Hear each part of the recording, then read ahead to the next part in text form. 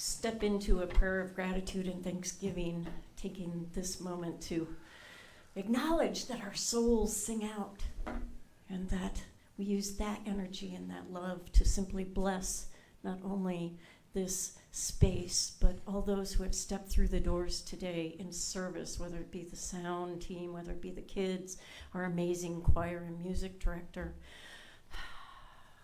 We bless our speaker today, but most of all, we bless each other. Mm-hmm. We bless each other forever and ever and ever and ever. Amen. Please help me anchor this by saying, and so it is. Good morning, everybody. Good morning. Welcome.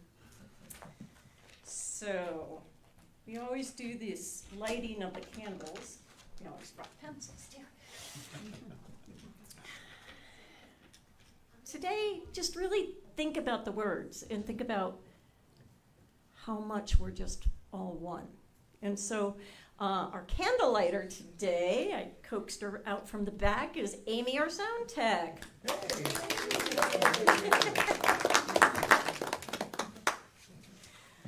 So we are an interfaith gathering, a spiritual community that honors all teachings and all spiritual teachers. We'll begin this celebration that acknowledges all peoples, all faiths, come from the one universal presence, which we call spirit. The Tao, honoring the universal path of harmony and equilibrium, the natural way. Shamanic traditions, honoring the beliefs and practices of all indigenous peoples, the way of pristine spirituality. Hinduism, honoring the path of knowledge, action, and devotion. Judaism, honoring the ethical path of living by sacred law. Buddhism, honoring the Four Noble Truths and the path of compassion. Christianity, honoring the Christ consciousness as the path of love.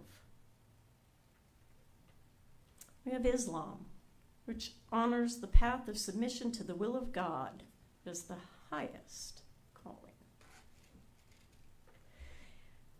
My favorite, New Thought, honoring the metaphysical path of mental healing through the practice of universal spiritual principles. And of course, our last candle is the healing candle of love, and we invite you, in the stillness of your own mind, to bring to awareness the names of anyone you wish to be included in this healing flame of love and of light.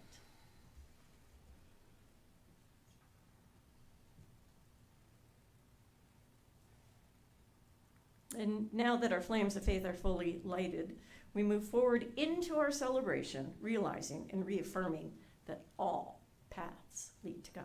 Thank you, Amy.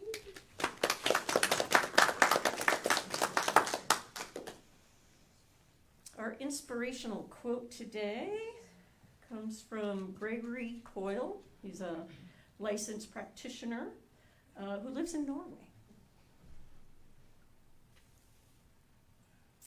Hatred is merely the absence of love. It is the empty space where love is not present. Love is energy. Hatred is the absence of that energy. So, have you told anyone today that you love them? Has anyone told you?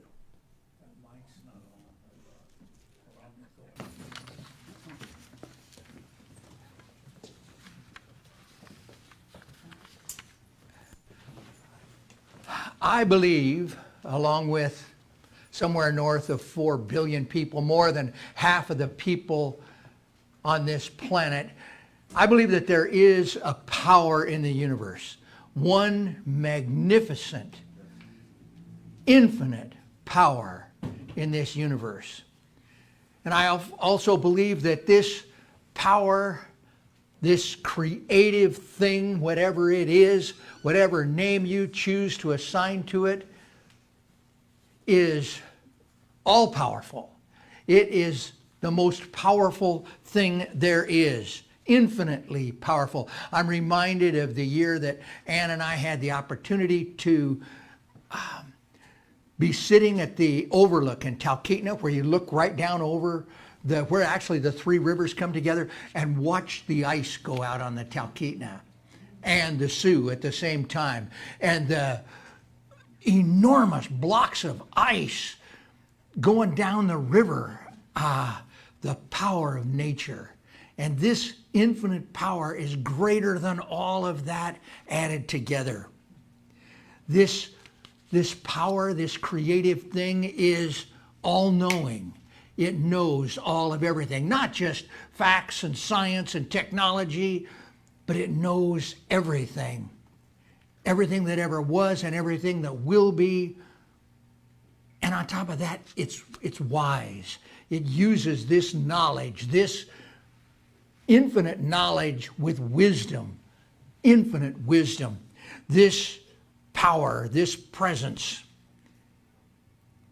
is omnipresent. It has always been, and it will always be until the end of time and again. It has always been, it always will be, and it is in every point in space. So we've got this magnificent thing that is perfect in every way in our world. What a magnificent thing, and that's what we're going to be talking about today. But before I jump into that, I want to welcome everyone that's here today. It's good to see everybody. And I want to welcome all of you who are watching online live now, as well as those who will be watching later. It is indeed an honor to be invited into your lives, so thank you. Our monthly theme is LOL, Love Out Loud. The title of my talk today is Love is All There Is. And we're going to talk about that power. 3 points that I'm going to bring up. I want to talk about oneness. I'm going to talk about love itself. And then I want to talk about diversity. So first of all, oneness. We are one. We've heard that phrase many, many times. We are one with God. We are one with one another. We are one with that infinite creative force. What this means is that if this power, this thing, whatever it is infinite, that means that there is no God versus a devil. It means that everything is God. And this thing that's devil, has been named a devil, is only man's creation to explain that which he doesn't fully understand in terms of the love of God. This infinite presence means that there is only heaven. There is no hell, other than the hell that we create for ourselves. The hell that we create by harming ourselves, by making poor decisions. This infinite knowingness of this creative force means that we already know everything we need. It is already within us, waiting to be discovered as we step away from ignorance. There is one presence, one truth, one life, and that life is the life of God. That infinite thing, Spirit, the thing itself, Allah. Whatever name you choose to assign to that thing, there is one life. Now that doesn't mean that I have a life, you have a life, we have a life, but there is only one thing that is life. I hope you get that distinction. One life, life itself. There is no separation. We were all made from this infinite creative force. We were made perfectly. This infinite force did not make the heaven and earth and everything perfect in every way except for you. Oh, you're the one goof that the infinite creative force made. No. And so we're all made of that So we are all connected. We are one. We are one. There is no separation. Point number 2, I want to talk about love. And we hear it all the time. It's recited in many different religions, philosophies, theology. God is love. What do we mean by that? Trying to come up with a good way to explain this, I came across an article. It was written by Reverend Casey Taylor, who is the assistant minister at the United Life Center in Oklahoma City. She wrote, "Enjoying the experience of being loved and loving others starts with loving ourselves. We inspire love in the world by living as examples of what love looks like. So if we want to encourage others to love themselves, we must first love ourselves out loud. The people around us would benefit from knowing about our own self-love practices. Others are more likely to commit to their own practices after seeing how effective they are for people who they love. Let's dive deeper into loving ourselves and share our experience with the world." Before the pandemic, some years before the pandemic, the teens at teen summer camp, we're getting some teens more and more because all those school-age kids that we saw before the pandemic are a lot bigger now. We may be in a position here to send some kids to summer camp next year. I think we ought to focus on that. But anyway, these kids came up with a song, and it was really, they wrote the song and they've got the music and everything else. But these are the lyrics. "I love myself so much, so I can love you so much, so you can love you so much, so you can start loving me. I love myself so much so that I can love you so much." As you see, and when I love you so much, it gives you permission to love yourself so that you can love you so much that you can start loving me. We are perfect just the way we are. We accept our own divinity. Harry Palmer, the classic educator, wrote, "When you adopt the viewpoint that there is nothing that exists that is not part of you, that there is no one who exists who is not part of you, that in any judgment you make is a self-judgment, that any criticism you level is a self-criticism, you will wisely extend to yourself an unconditional love that will be the light of the world."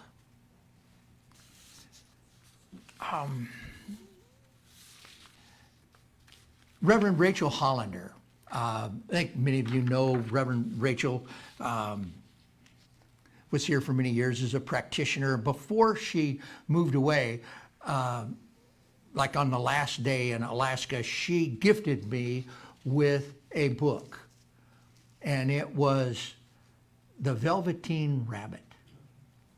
Now, The Velveteen Rabbit is, it can be certainly viewed as a children's book.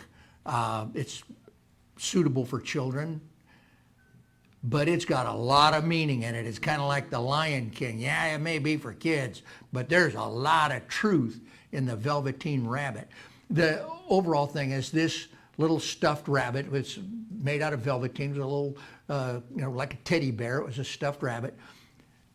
Wanted to be real. He wanted to become a real rabbit, not just a stuffed toy. And so this book is his adventures in becoming real. Well, one day he was talking with another toy, the skin horse, and he asked about how he can become real. And this is how the skin horse replied. "Real isn't how you were made," said the skin horse. "It's a thing that happens to you. When a child loves you for a long, long time, not just to play with, but really loves you, then you become real. Well, does it hurt? Asked the rabbit. Sometimes, said the skin horse, for he was always truthful. When you are real, you don't mind being hurt. Well, does it happen all at once, like being wound up, he asked, or bit by bit? It doesn't happen all at once, said the skin horse. You become. It takes a long time. That's why it doesn't happen often to people who break easily or have sharp edges or have to be carefully kept. Generally, by the time you are real, most of your hair is loved off, your eyes drop out, and you get loose in the joints and very shabby. But these things don't matter at all, because once you are real, you can't be ugly, except to people who don't understand.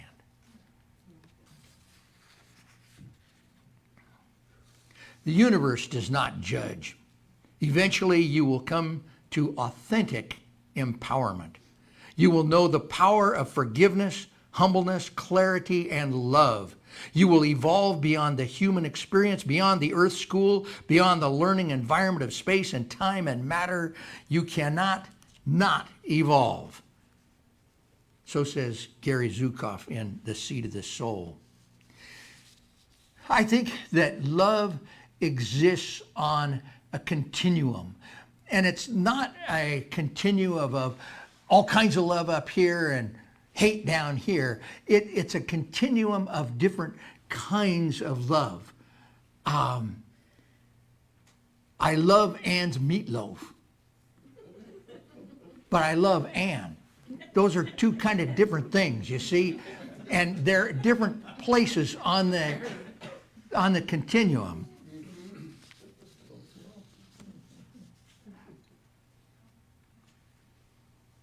We were not made to suffer, but we do not deny that suffering exists. Maya Angelou has a way with words that woman can write. Love recognizes no barriers. It jumps hurdles, leaps fences, penetrates walls to arrive at its destination full of hope. Okay, third point, diversity. Okay, the question, if God is all-powerful, all-knowing, perfect in every way, and God is love, why are there wars? Why is there poverty? Why is there misery? Why are there natural disasters? Why is there lack and limitation and fear and hate? Mary Jane Yates wrote in Diversity Matters, imagine a world where sunsets were always the same color, or forests only had one kind of plant, or food only had one flavor. When we are tuned into our senses and the natural world, it's easy to recognize the importance of diversity. So why is it that we seem to have such difficulty in embracing the diversity within our own species? We hear another language and tune it out as being irrelevant to our own conversations. We see a different lifestyle and deem it wrong or immoral. We hear opposing viewpoints and judge it as uninformed or radical. Yet according to ecologists, a world without diversity in both biology and human culture will not survive. Mary Jane says a lot. Continuing, Petra Wellis. Petra is the senior minister at CSL Dallas, and she does workshops at almost all of the conferences. She's held national offices. She's an amazing, amazing lady.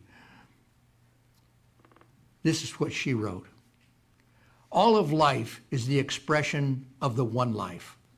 All creation is the body of the infinite, expressing and experiencing itself in infinitely diverse ways. This is necessary, or the universal spirit would not be fully infinite. This thing would not be infinite if it wasn't expressed in all kinds of different ways. Mother Teresa and Hitler, on all kinds of different things. They're all expressions of that infinite creative force.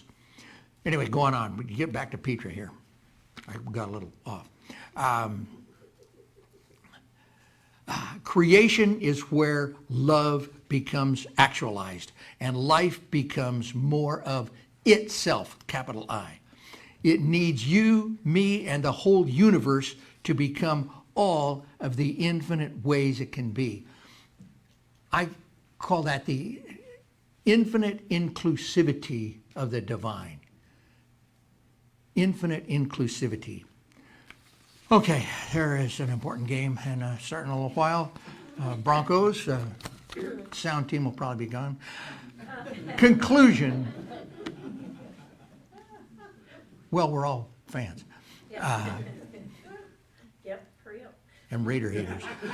Conclusion. This is what I want you to take away today. This is from Sue Morter in the Energy Codes. As you live more and more in the vibration of love, peace, abundance, and harmony within yourself, you actually begin to perceive those same qualities in your environment.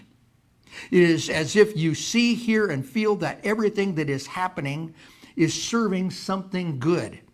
Once you give yourself permission to love no matter what, the outer world has no choice but to reflect back the image of unconditional love. When you live in a space of gratitude, celebration, and joy that includes everyone, where all are welcomed and you see yourself in them, then the creator version finally gets to have the life that it came here to live. And so, with an awareness of this infinite presence expressing itself continually and forever as each and every one of us, I invite my colleagues, the practitioners. We're all practitioners. These are just practitioners that went to a lot of classes and got a license and took tests. I invite them to join me in recognizing the divinity of each and every one. The divinity of everyone in this room, the divinity of everyone in this city, this state, this nation, this globe. Recognizing the infinite number of ways that God expresses itself. And so we know that the things that we run into in life, the obstacles that we face, are all part of that infinite expression. We simply know that as we face a month that is longer than the paycheck, we experience lack and limitation, that behind that appearance there is prosperity and abundance. And we open ourselves up to receiving that prosperity, that abundance. As we face health challenges, we simply know that these too are an expression of the Most High. And we just seek comfort as we face the challenges, the health challenges that we all have in life. And when we feel lonely, when we feel separate from one another and separate from God, we can simply know that that infinite creative force is shining back at us. Just as we know on a cloudy, rainy day that the sun is shining above those clouds, so too we know that as we go through this thing called life and we experience things such as this, we know that that infinite shining Son of God is always shining above us. And so we just give thanks. We give thanks for our awareness of the power and the presence of God. All praises be unto the one, and so it is.